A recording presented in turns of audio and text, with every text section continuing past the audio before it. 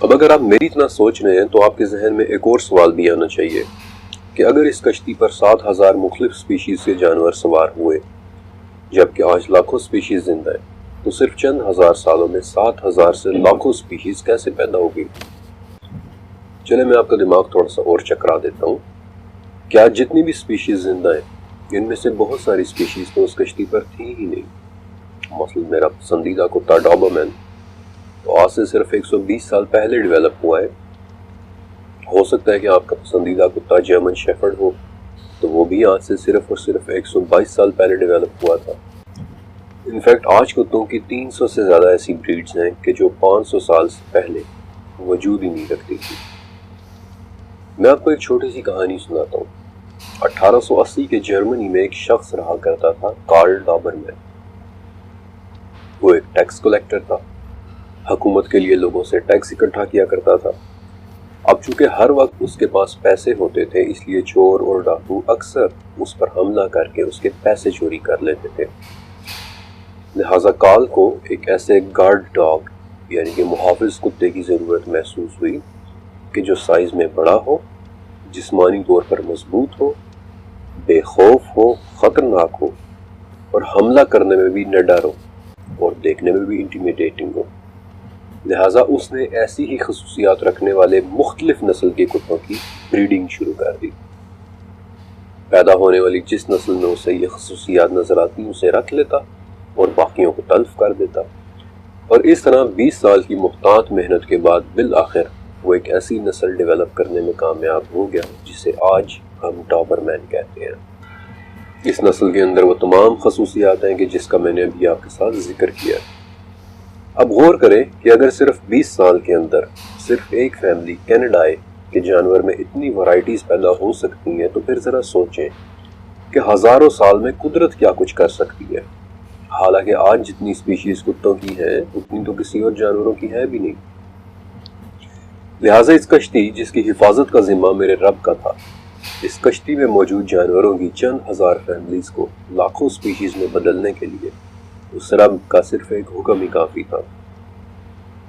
اور مجھے اس پھیلاؤ پر حیرانی نہیں ہے کیونکہ میں نے اس چیپٹر کو لکھنے میں مختلف سپیشیز کو سٹڈی کیا ہے، ان کو دیکھا ہے، ان پر تحقیق کی ہے، اور اپنی اس تحقیق کے دوران میں نے جانوروں کی ایسی فیملیز اور سپیشیز بھی دیکھی ہیں کہ اگر اللہ کی بنائی ہوئی ٹیکسونومی پر لکھنے بیٹھوں تو مزید کئی چیپٹرز لکھنے پڑ جائیں گے۔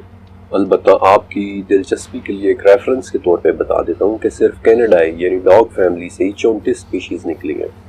کتے، بھیڑیے، لومڑیاں، گیدڑ، کایوٹیز، یہ سب کے سب مختلف مزاج اور عادتوں والی سپیشیز ہیں، سب کے مختلف انداز اور رنگ ہیں، حالانکہ سب کی فیملی ایک ہے، سب کی زوج ایک ہے۔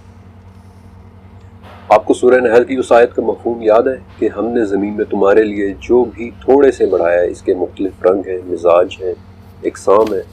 اور اب آپ کو پتہ چلا کہ اس آیت کے آخری الفاظ یہ کیوں ہے کہ اس میں تو سمجھنے والوں کے لیے بڑی نشانی ہے، اور مخلوق کی اس ذرا میں مجھے نشانیاں کیسے نہ نظر آئیں۔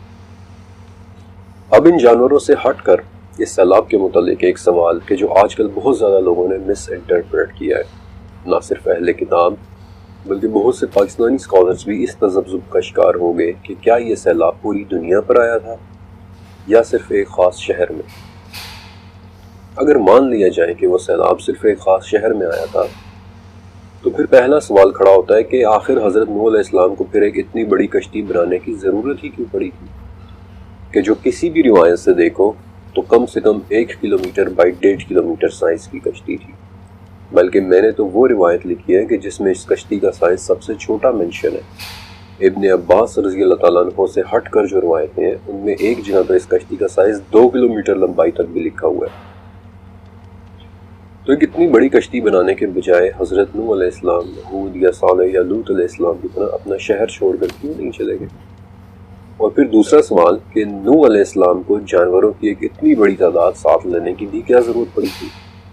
آج ہم سب جانتے ہیں کہ بہت سے جانور مثلا چوہے اور پرندے یہ کسی جگہ سیلاب آنے سے پہلے ہی سیلاب کو سینس کر کے وہ علاقہ چھوڑ کر چلے جاتے ہیں۔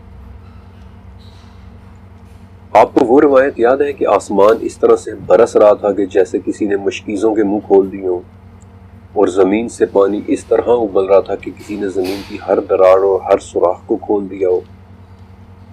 اب آپ مجھے ایک بات بتائیں کہ کسی شہر پر 40 دن اور 40 رات تک اس طرح سے پانی برسے، اوپر اور نیچے سے برسے، تو کیا سی لیول رول کے حساب سے پانی اس ایک شہر میں رکے گا؟ ہم سب جانتے ہیں کہ سمندر اپنا لیول برقرار رکھتا ہے، پانی اپنا لیول ہمیشہ ایک جیسا رکھتا ہے۔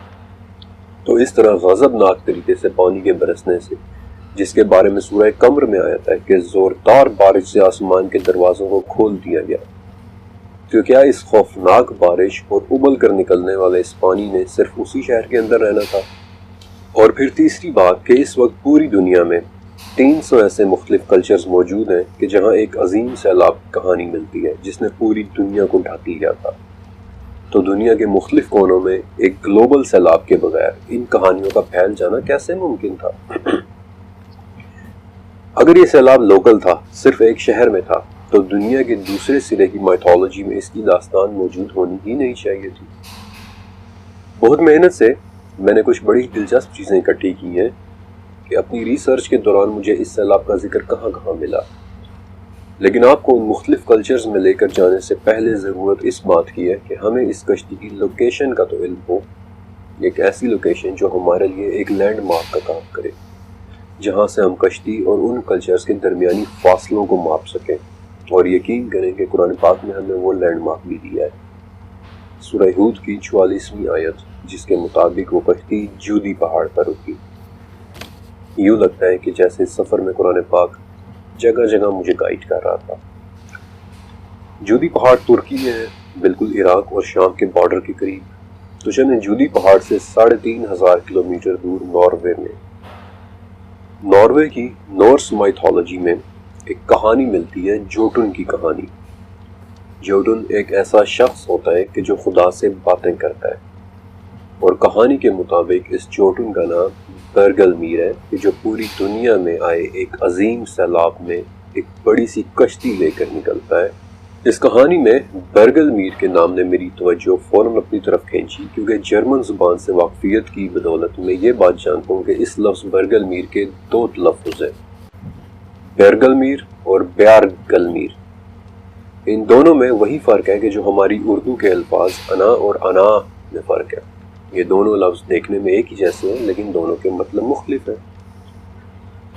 اسی طرح اس لفظ برگل میر کے پہلے تلفظ کے مطابق اس کا مطلب ہے ریچھ کی طرح دھاڑنے والا، جبکہ دوسرے تلفظ کا مطلب ہے پہاڑوں میں آواز دینے والا۔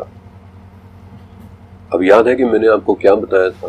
سورہ ہود کی 42ویں آیت، جہاں نوح علیہ السلام کا ایک بیٹا کنعان پہاڑوں میں چڑھنے لگا تو نوح علیہ السلام نے اسے ایک اونچی آواز دے کر واپس بلانے کی کوشش کی۔ اب آپ کے بارے میں نہیں پتا، لیکن نورس مائتھولوجی میں جوٹن ایک ایسا شخص جو خدا سے باتیں کرتا ہے، ایک برگل میر کہ جو پہاڑوں میں اونچی آواز سے پکارتا ہے، جو کشتی لے کر نکلتا ہے۔ تو میں ان واقعات کو بہت اچھے طریقے سے ایک دوسرے کے ساتھ ریلیٹ کر پا رہا ہوں۔ بلکہ کنعان کے حوالے سے ایک ہلکا سرپرائز مجھے آئرلینڈ میں مڈل ایجز کے دوران لکھی جانے والی ایک کتاب اینلز آف 4 ماسٹرز میں بھی ملا۔ یہ کتاب دراصل آئرلینڈ کی آباد کاری، صدیوں کے حوالے سے ان کی تاریخ اور ان کی لوک داستانوں پر مشتمل ہے۔ اینلز آف 4 ماسٹرز یعنی 4 بادشاہوں کا تاریخی ریکارڈ۔ اس میں بتھ نام کے ایک ماسٹرز کی بھی کہانی ہے کہ جو ایک عظیم سیلاب کے وقت 54 آدمیوں کو اپنے ساتھ لے کر سیلاب سے بچنے کے لیے پہاڑ پر چڑھتا ہے، لیکن بالآخر ڈوب جاتا ہے۔ جودی پہاڑ سے 4000 کلومیٹر دور آئرلینڈ کی مائتھولوجی کی ایک اور کتاب بھی میں اپنے سامنے رکھنا چاہتا ہوں، جس کے نام کا اردو میں مطلب ہے آئرلینڈ پر انسان کی کہانی، جس میں ایک عظیم سیلاب کے بعد آئرلینڈ پہ انسان کے پہلی مرتبہ قدم رکھنے کا ذکر ہے۔ اس کہانی کا ایک کردار ہے سیزائر، اور اس کی طرف بھی میری توجہ اس کردار کے نام کی وجہ سے ہوئی، کیونکہ آئرش زبان میں سیزائر کا مطلب ہے بہت زیادہ دکھ یا افسوس یا غم کرنے والا۔ اور شاید آپ میں سے بہت سے لوگ لفظ نوح کے مطلب سے واقف نہ ہو کہ نوح کا مطلب بھی غم اور افسوس کرنے والا ہی ہوتا ہے، بلکہ نوحہ یعنی غمگین باتیں کرنا بھی لفظ نوح ہی سے نکلا ہے۔ ناروے کے بالکل الٹی طرف یعنی جودی پہاڑ سے 4000 کلومیٹر دور انڈیا میں، جہاں ہندو مائتھولوجی کا ان کانسیپٹ ہے منونترا۔ اس کا مطلب ہے دھرتی کا تباہ ہونے کے بعد دوبارہ رہنے کے قابل بننا۔ اس کانسیپٹ میں ایک شخص منو کا ذکر ہے کہ جو دنیا میں بسنے والے لوگوں میں سے سب سے پہلا انسان ہے جس نے ایک بڑے سیلاب کے بعد دنیا کو آباد کیا۔ انفیکٹ آج کا ہندی لفظ منوشیہ یعنی انسان اسی لفظ منو سے نکلا ہے، اور منو اور نوح کے نام اور ان کی کہانی میں کوئی مماثلت ہے یا نہیں، اس بات کا فیصلہ میں آپ پر چھوڑتا ہوں۔ جودی پہاڑ سے 7,500 کلومیٹر دور چائنا میں آئے، جہاں چائنیز مائتھولوجی میں گنیو ایک کہانی ہے کہ کسی زمانے میں پوری دنیا ایک سیلاب میں ڈوب گئی تھی، اور پھر گنیو نے دوبارہ سے دنیا کو آباد کرنا شروع کیا۔ اور کیا آپ اس کہانی کی روداد اور گنیو اور نوح کے نام میں کوئی مماثلت نہیں دیکھتے؟ جودی پہاڑ سے 2,000 کلومیٹر دور عراق، جہاں 1906 میں کھدائی کے دوران ایک بہت اہم تختی ملی تھی، دی سومیرین کنگ لسٹ۔ اس میں ایک بادشاہ زیوسدرا کا ذکر ہے کہ جو شدید طوفان اور ایک عظیم سیلاب میں کشتی لے کر نکلا تھا، اور اس کی عمر بہت لمبی تھی۔ اور آپ کو سورہ عنکبوت کی 14ویں آیت یاد ہے کہ جس میں ایک نبی کی طویل زندگی کا ذکر بالخصوص طور پر ہے کہ ہم نے نوح کو ان کی قوم کی طرف بھیجا اور وہ ان میں 950 سال تک رہے۔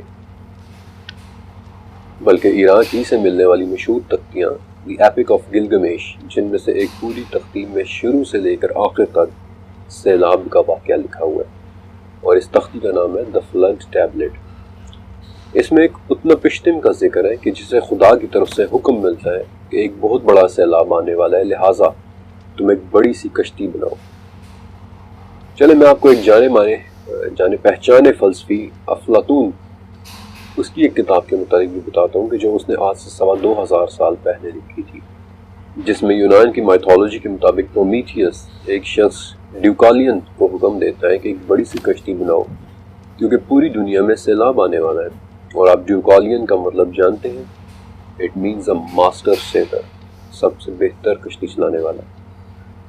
ایران میں دنیا کے قدیم ترین مذاہب میں سے ایک مذہب زرتشت تھا، یعنی زورواسٹرینزم، جو آج بھی پارسی مذہب کی شکل میں زندہ ہے۔ اس میں بھی ایک داستان ملتی ہے کہ کس طرح مترا نے ایک پتھر سے پانی نکالا جس سے پوری دنیا سیلاب میں ڈوب گئی۔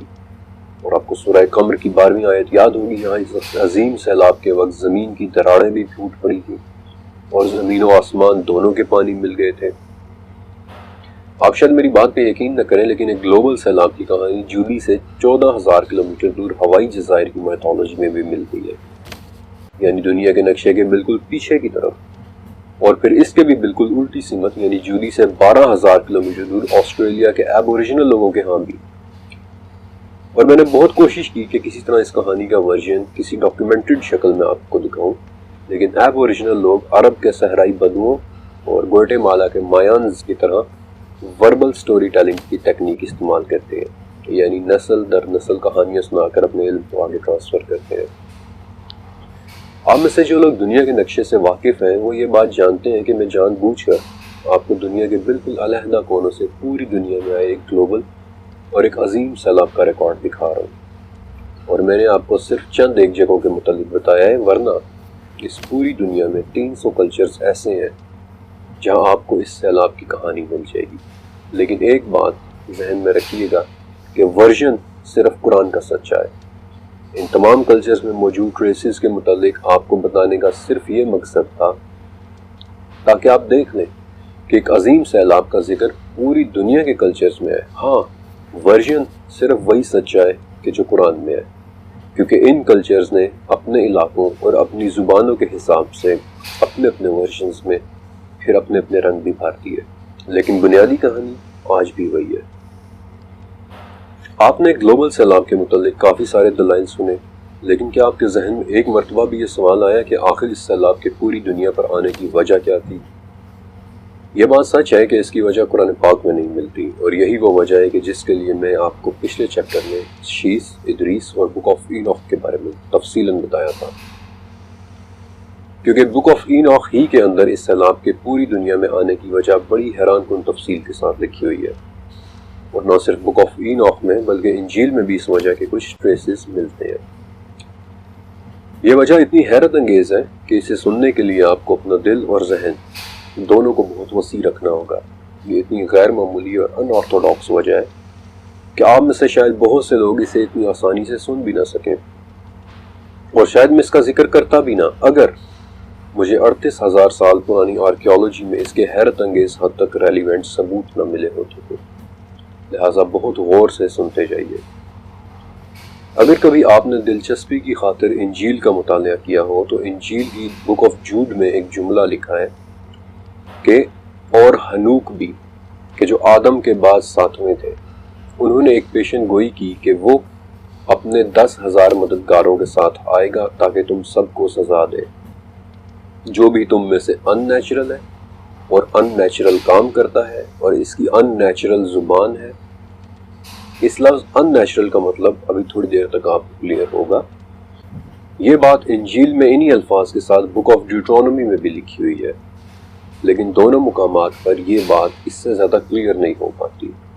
یہی بات بک آف اینوخ کے کالم 16 اور 18 میں بھی لکھی ہوئی ہے، لیکن بک آف اینوخ میں تفصیل اس سے آگے بھی بڑھتی ہے، اور ہر گزرتے پیراگراف کے ساتھ یہ تفصیل عجیب سے عجیب تر ہوتی چلی جاتی ہے، اور بہت غور سے سنیں کہ بک آف اینوخ کے اندر اس بارے میں اور کیا کچھ لکھا ہے۔ اس میں لکھا ہے کہ ہمارے والد یرد کے زمانے میں جبل ہرمون یعنی ماؤنٹ ہرمن پر وہ 200 کی تعداد میں اکٹھے ہوئے۔ ان میں سب سے بڑے کا نام عزا تھا۔ یہ نام عزا، عزا، عزازیل، سامیازا، سامیارس کے ناموں سے بھی موجود ہے۔ اور اس نے کہا کہ مجھے ڈر ہے کہ تم اس کام کو کرنے پر راضی نہیں ہوگے اور اس کا خمیازہ مجھ اکیلے کو بھگتنا پڑے گا۔ اور پھر ان سب نے اونچی آواز میں کہا کہ ہم قسم کھاتے ہیں کہ ہم یہ کام کریں گے۔ اور اس وقت ان 200 میں سے سب پہاڑ پر موجود تھے، اور انہوں نے بآواز بلند ایک عہد کر کے خود کو ایک دوسرے کے ساتھ باندھ لیا۔ ان کے بڑوں کے نام اراقیل، رامیل، براقیل، انانیل، زاقیل، توریل اور سارئیل تھے۔ اور اس عہد کے بعد انہوں نے انسان کو مختلف چیزیں سکھانا شروع کی۔ سامیارس نے انسان کو لذتوں کا سکھایا، اپنی تخلیق کو تبدیل کرنا اور تصویر بنانا سکھایا۔ براقیل نے ستاروں کا علم سکھایا، اراقیل نے زمین کی باتیں سکھائیں، سارئیل نے سورج اور چاند کی باتیں سکھائیں، لیکن اس کے علاوہ انہوں نے انسانی عورتوں کے ساتھ گناہ کیا، جس کے نتیجے میں پیدا ہونے والی اولاد بڑی ان نیچرل تھی۔ یہ اولاد انسان کی تمام تر چیزیں لے لیتی تھی، اور جب انسان انہیں مزید برداشت نہیں کر سکا تو یہ اولاد اس کے خلاف ہو گئی، اور انہوں نے گناہ کرنا شروع کیا جانوروں کے خلاف، پرندوں کے خلاف، رینگنے والے جانوروں کے خلاف، مچھلیوں کے خلاف، اور ایک دوسرے کا گوشت کھانا اور خون پینا شروع کر دیا، اور پوری دنیا میں کرپشن پھیل گئی۔ اور اس وقت سب سے بلند و بالا خدا نے اوریل کو بھیجا کہ نوح کو میری طرف سے پیغام پہنچا دو کہ اب وہ خود کو بچا لے، کیونکہ پوری دنیا پر ایک تباہی آنے والی ہے، ایک بہت بڑا سیلاب جو پوری دنیا پر پھیلے گا اور ان میں سے تمام ناپاک چیزوں کو ختم کرے گا اور پانی سے زمین کو پاک کرے گا۔ اور نوح سے کہو کہ اس سیلاب سے بچے، کیونکہ اسی کی اولاد سے دنیا بڑھے گی۔ اور پھر خدا نے اوریل کو بھیجا، جس نے نوح کو آنے والی اس تباہی کے متعلق بتایا، اور یہ بھی بتایا کہ انہیں کیا کرنا ہے۔ اور عزا کے ہاتھ اور پاؤں باندھ کر اسے صحرا میں ایک راستہ کھول کر پھینک دیا، اور جب ہمیشہ کا فیصلہ کرنے والا دن آ جائے گا تو وہ اور اس کی ناپاک ذریت آگ کے گڑھے کی طرف لے جائیں گے۔ اگر آپ نے اب تک غور سے توجہ سے سنا ہے تو مجھے پورا یقین ہے کہ آپ حیرانی اور پریشانی دونوں محسوس کرتے ہیں، کیونکہ یہ انفارمیشن شاید آپ کے لیے بالکل نئی ہوگی۔ آپ کی سہولت کے لیے اس انفارمیشن کو میں آسان الفاظ میں دوبارہ بتا دیتا ہوں کہ بک آف اینوخ کے اس پورے پیرائے میں یہ بتایا گیا ہے کہ یرد کے زمانے میں کہ جو ادریس سے پہلا گزرا ایک نام تھا، 200 ایک پہاڑ یعنی ماؤنٹ ہرمن پر اترے، اس پر اکٹھے ہوئے، اور ان میں سب سے بڑے کا نام عزا یا عزا یا عزازیل یا سامیازا تھا۔ اور یہ بات آپ میں سے کئی لوگ اچھی طرح سے جانتے ہیں کہ عزازیل دراصل ابلیس کے پہلے آسمان پر نام تھا۔ اور اس عزا یا عزا یا عزازیل نے باقیوں سے کہا کہ مجھے لگ رہا ہے کہ تم اس کام کو کرنے سے پیچھے ہٹ جاؤ گے جسے کرنے کا ہم نے عہد کیا ہے، اور اس کی سزا مجھ اکیلے کو ملے گی۔ لیکن پھر باقیوں نے بآواز بلند ایک مرتبہ پھر سے انسان کو کرپٹ کرنے کے اس عہد کی تجدید کی، اور اس کے بعد وہ 200 انسانوں کے پیچھے لگ گئے اور انہیں مختلف چیزیں کرنا سکھائیں، مختلف علوم سکھائے، اپنی خلقت تبدیل کرنا سکھایا، تصویریں بنانا سکھائیں، شبیہیں بنانا، اور میرے ذہن میں وہ غاروں میں بنی پینٹنگز آ جاتی ہیں جن کے متعلق میں نے آپ کو بتایا تھا کہ شاوت پریمر میں لکھا ہے کہ جیسے کسی نے ان غاروں میں ایک بیسک ڈرائنگ بنائی تھی اور بعد میں کئی مرتبہ ان ڈرائنگز پر فنگر ٹریسنگ ٹیکنیک کے ذریعے پینٹنگز بنائی گئی، جیسے کہ ڈرائنگ سیکھی جا رہی ہو۔ یا پھر نوح علیہ السلام کی قوم کا وہ واقعہ کہ جو ہم سب نے سن رکھا ہے کہ کیسے شیاطین نے ان کے مرے ہوئے نیک بڑوں کی شبیہیں بنا کر انہیں دی، کہ جس سے بالآخر وہ بت پرستی میں مبتلا ہونا شروع ہو گئے۔ ان تمام باتوں کے علاوہ اگر وہ دوست ہوں، آپ انہیں شیاطین کہہ لیں یا غیر انسانی مخلوقات، اگر وہ انسان کو اخلاقی طور پر کرپٹ کرنے کے علاوہ انسانی عورتوں کو جسمانی طور پر بھی کرپٹ کر رہے تھے، اور اس سے پیدا ہونے والی اولاد ان نیچرل تھی، اور انسانی عورتوں کے علاوہ جانوروں کو بھی کرپٹ کر رہے تھے، تو انجیل میں موجود اس حکم کی بہت اچھے سے سمجھ آ جاتی ہے کہ کشتی میں صرف صاف جانور رکھنے ہیں۔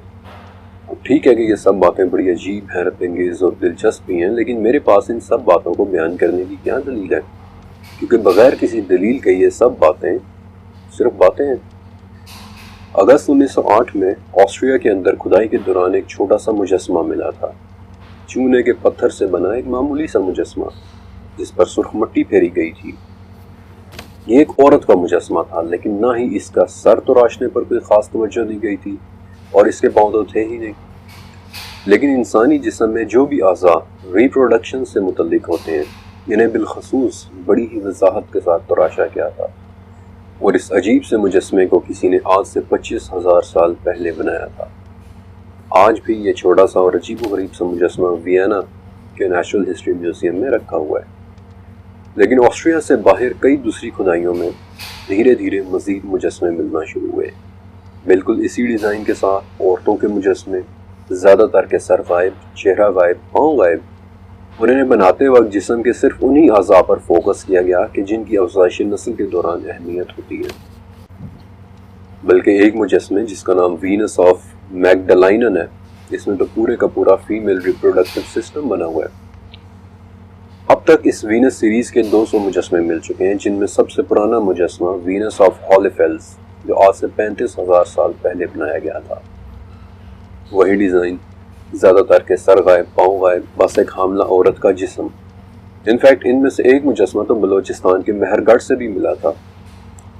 ان مجسمے کے تراشنے والوں نے ان کا کیا نام رکھا تھا کوئی نہیں جانتا، لیکن ان سب کا ڈیزائن اور شیپ ایک ہی جیسی ہے۔ لیکن جو بات سب سے زیادہ حیران کن ہے وہ یہ ہے کہ سب سے پرانا مجسمہ وینس آف ہالیفیلز کسی نے 35,000 سال پرانی جرمنی میں تراشا تھا، اور سب سے ریسنٹ ملا مجسمہ اس کے 24,000 سال بعد کسی نے سوئٹزرلینڈ میں تراشا تھا۔ جو بات سب سے زیادہ حیران کن ہے وہ یہ ہے کہ 24,000 سالوں میں یہ مجسمے بغیر کسی رد و بدل کے بالکل ایک ہی جیسے ڈیزائن پر تراشے جاتے رہے ہیں۔ جو ڈیزائن 35,000 سال پرانے جرمنی کے مجسمے میں تھا، وہی ڈیزائن 14,000 سال پہلے رشیا سے ملے مجسمے کا تھا۔ یعنی ان ہزاروں سالوں میں ان کے تراشنے والوں نے ان کا ذرا سا بھی ڈیزائن نہیں بدلا، زیادہ تر کے سر غائب، چہرہ غائب، پاؤں غائب۔ فرانس کے غار سے ایک تھوڑا سا مختلف وینس فگر ملا ہے جسے وینس آف لاسل کہتے ہیں، کہ جو دراصل ایک مجسمہ نہیں ہے بلکہ ایک ریلیف ہے، یعنی چٹان میں تراشا ہوا ایک فگر، اور اس میں صرف اتنا فرق ہے کہ اس عورت کے ہاتھ میں ایک سینگ تھا، اور یہ وہ دوسرا واحد وینس فگر ہے جس پر سرخ مٹی سے لیپ کیا گیا تھا۔ ان 200 میں سے کچھ وینس فگرز ایسے بھی ہیں کہ جو قبر میں دفن تھے، اور جیسے کسی نے انہیں جان بوجھ کر توڑا ہو، کیونکہ ان پر تیز دھار پتھر چلایا گیا ہوا ہے۔ ان فگرینز کو 24,000 سال تک ایک ہی ڈیزائن پر تراشا جاتا رہا، اور اب تک یہ فرانس کے پائرنیز پہاڑوں سے لے کر رشیا کے ڈان ریور تک مل چکے ہیں۔ ان وینس فگرینز کو کون تراش رہا تھا، کیوں تراش رہا تھا، یہ بات کوئی نہیں جانتا۔ ہیلن بینگنی نے ایک کتاب لکھی تھی، دی ایمرجنس آف گاڈیس، جس میں وہ لکھتی ہیں کہ وہ لوگ عورت کو ایک مدر فگر کے طور پر دیکھتے اور مانتے تھے، لیکن یہ بات سمجھ سے باہر ہے کہ 24,000 سال تک ان کے مجسموں کی تلاش خراش میں کوئی فرق کیوں نہ آیا۔ اور اس کے علاوہ دوسری تھیوری یہ ہے کہ یہ مجسمے خود عورتیں اپنے بنا رہی تھیں، اور چہرے اس لیے نہیں بنا رہی تھیں کیونکہ ان کے پاس مررز نہیں تھے، شیشے نہیں تھے، وہ اپنا چہرہ دیکھ نہیں پاتی تھی۔ لیکن اس تھیوری میں بالکل بھی وزن نہیں ہے، کیونکہ پانی یا تالاب کو ایک بڑی آسانی کے ساتھ ایک ریفلیکٹیو سرفیس یعنی ایک قدرتی شیشے کے طور پر، قدرتی مرر کے طور پر استعمال کیا جا سکتا ہے۔ اور پھر یہ تھیوری پاؤں کے غائب ہونے کو بھی ایکسپلین نہیں کرتی، کیونکہ پاؤں دیکھنے کے لیے، پاؤں تراشنے کے لیے آپ کو کسی شیشے کی ضرورت نہیں ہے۔ لہٰذا پوری دنیا کے مختلف ملکوں اور ہزاروں سالوں پر بنے اس وینس فگرینز کی ایک ہی ایکسپلینیشن ہو سکتی ہے کہ وہ لوگ وہ بنا رہے تھے جو وہ اپنی آنکھوں سے ہوتا دیکھ رہے تھے، انسانی عورتوں کا صرف اور صرف افزائش نسل کے طور پر استعمال کیے جانا۔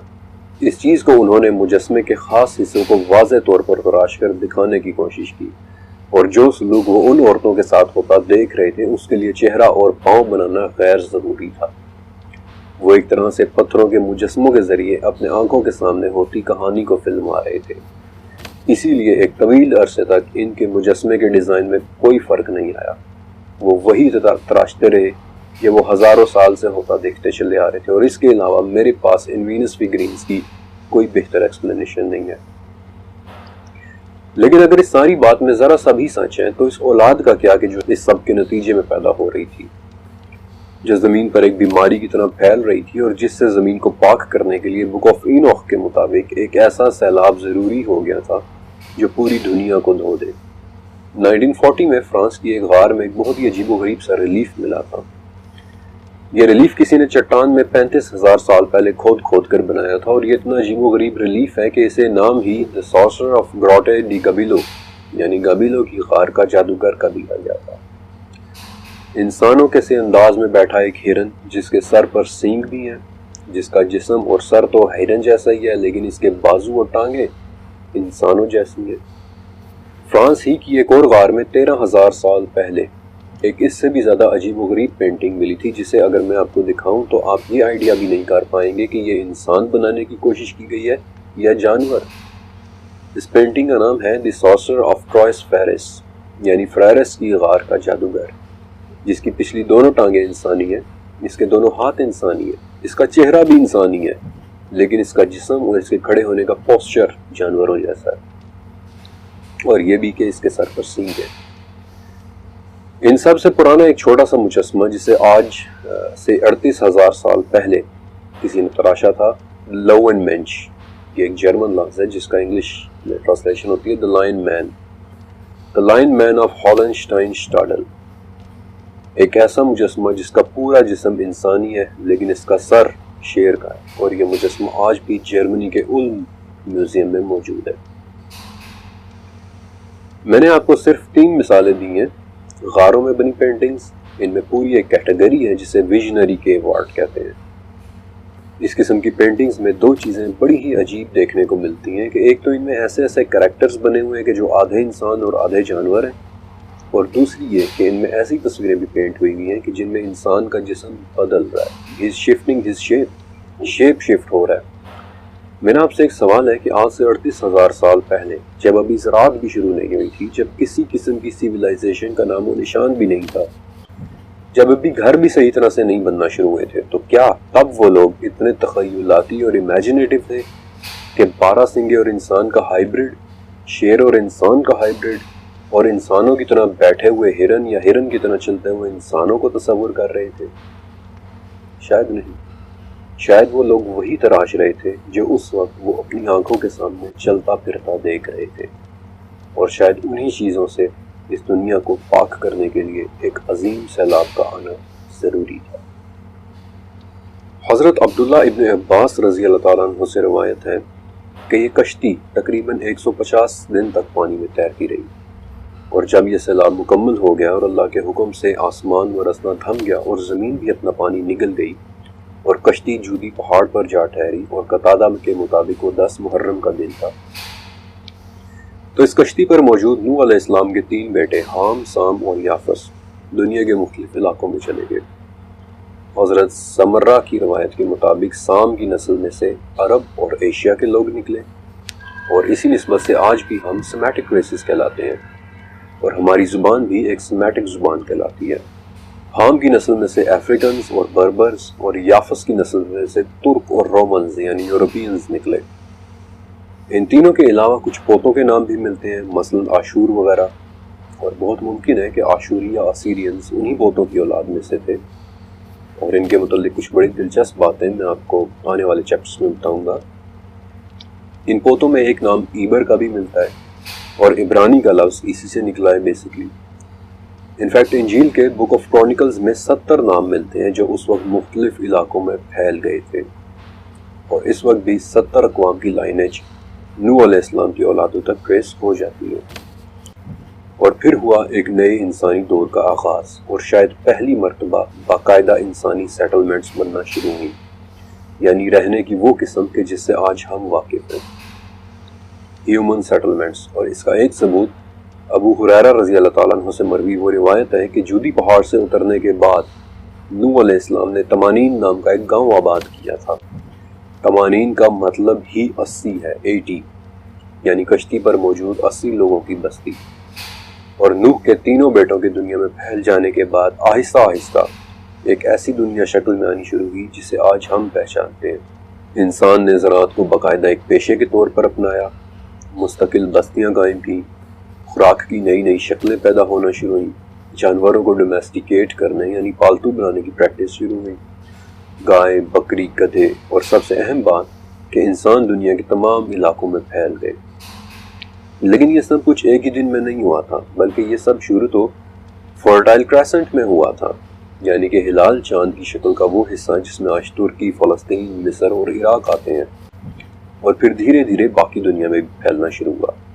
کتنا دھیرے دھیرے؟ یوں سمجھ لیں کہ صرف مویشیوں کی فل رینج کو ڈومیسٹیکیٹ ہونے میں مزید 6000 سال لگ گئے تھے۔ مثلا اونٹوں کی 2 قسمیں تو صرف 4000 سال پہلے ڈومیسٹیکیٹ ہوئی ہیں، اور پھر فرٹائل کریسنٹ سے باہر نکلنا ضروری رہا بھی ہوگا۔ اس کی بہت سی وجوہات ہیں۔ سیلاب کے بعد فرٹائل کریسنٹ کا آہستہ آہستہ خشک ہو جانا، اور پھر یہ کہ فرٹائل کریسنٹ میں ہر قسم کی فصل یا پودا نہیں اگتا۔ بہت سی فصلیں اور پودے یا نباتات ایسے ہیں کہ جو فرٹائل کریسنٹ کے باہر ٹراپیکل علاقوں میں اگتے ہیں، مثلا کیلا۔ اس دور کی ایک بہت خوبصورت بات یہ ہے کہ یہ وہ دور ہے جس کے متعلق ہمارے پاس کافی حد تک ویریفائیبل ڈیٹا موجود ہے۔ مثلا آج بھی یورپ میں پائی جانے والی جو یعنی کہ بارلے، جس کی جینیالوجی اسٹڈی کی جائے تو صاف پتہ چلتا ہے کہ وہ جو فرٹائل کریسنٹ سے ہی یورپ تک پہنچی تھی۔ اسی طرح اگر آپ ایشین اور یورپین ممالک میں لوگوں کی لائنیج یعنی کہ وہ کہاں سے آئے تھے اس کو اسٹڈی کریں تو آپ دیکھیں گے کہ ہمارے اندر E1B1B لائنیج اور ہیپلو گروپ جے جینز فرٹائل کریسنٹ ہی سے آئے ہوئے ہیں۔ البتہ ایک بڑی دلچسپ بات ہے کہ اپنی ریسرچ کے دوران مجھے اس کشتی پر ایک اور بچے کے پیدا ہونے کے ٹریسز بھی ملے تھے، نہ صرف اسلامک لٹریچر میں بلکہ اہل کتاب کے ہاں بھی۔ اور میں یہ بات اس لیے مینشن کرنا چاہتا ہوں کیونکہ آگے چل کر حضرت ابراہیم علیہ السلام والے چیپٹر میں اس بچے کا کردار بہت اہم ہو جانا ہے، لیکن اس کے متعلق مزید تفصیل میں آپ کو وقت آنے پر بتاؤں گا۔ اب اس چیپٹر کو ختم کرنے سے پہلے میں آپ سے ایک سوال پوچھنا چاہتا ہوں۔ کیا آپ نے ایک مرتبہ بھی یہ سوچا کہ ہاں سیلاب آیا، صاف جانوروں کو بچایا بھی گیا، اور ایک مرتبہ پھر سے یہ جانور دنیا میں پھیل کر آباد ہو گئے؟ لیکن جانوروں کی اسپیشیز ڈسٹریبیوشن اتنی عجیب سی کیوں ہوئی؟ مثلا کینگروز، وہ صرف آسٹریلیا میں ہی کیوں پایا جاتا ہے؟ یا پھر برفانی ریچھ صرف اور صرف نارتھ پول میں ہی کیوں ملتا ہے؟ مکاؤ طوطے یا ٹوکینز صرف برساتی جنگلوں یعنی ایمیزون میں ہی کیوں آباد ہوئے؟